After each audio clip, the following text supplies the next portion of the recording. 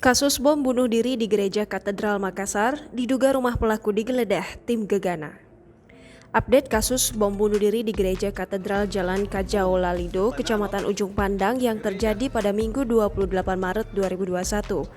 Tim Gegana Brimopolda Sulawesi Selatan melakukan penggeledahan di salah satu rumah di Jalan Tinumbu, Kecamatan Bontoala, Makassar pada Senin 29 Maret 2021 pagi. Informasi dari sumber Tribun di lokasi, rumah yang digeledah itu diduga kuat merupakan kediaman salah satu pelaku bom bunuh diri Gereja Katedral Makassar berinisial L. Masih dari sumber yang diperoleh, tim Gegana juga mengerahkan robot penjinak bom di lokasi. Lokasi penggeledahan itu dijaga ketat aparat bersenjata. Diketahui sebelumnya, aksi bom bunuh diri menggunakan bom panci itu menewaskan 2 orang diduga pelaku. Salah satu dari pelaku disebut Kapolri Jenderal Polisi Listio Sigit Prabowo berinisial L.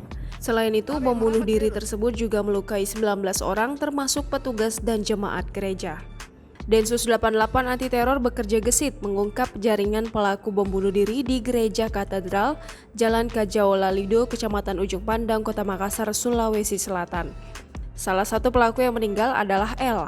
Pria ini alumni dari Dolo, Filipina tahun 2018 sebelum masuk ke Indonesia. Selain itu, pelaku menggunakan bom panci. Kapolri Jenderal Polisi Listio Sigit Prabowo saat meninjau langsung lokasi ledakan bersama Panglima TNI Marsikal TNI Hadi Cahyanto terbang malam-malam dari Jakarta ke Kota Makassar untuk melihat situasi terkini. Saat di lokasi, Kapolri dan Panglima menyampaikan sejumlah fakta-fakta baru. Kedua pelaku berjenis kelamin laki-laki dan perempuan itu, kata dia, merupakan jaringan Ansarut Daulah, di mana 20 pengikut dari JAD itu telah diamankan sebelumnya oleh Densus 88 di beberapa lokasi di Sulawesi Selatan pada Januari lalu. Yang sampingnya singgah sana.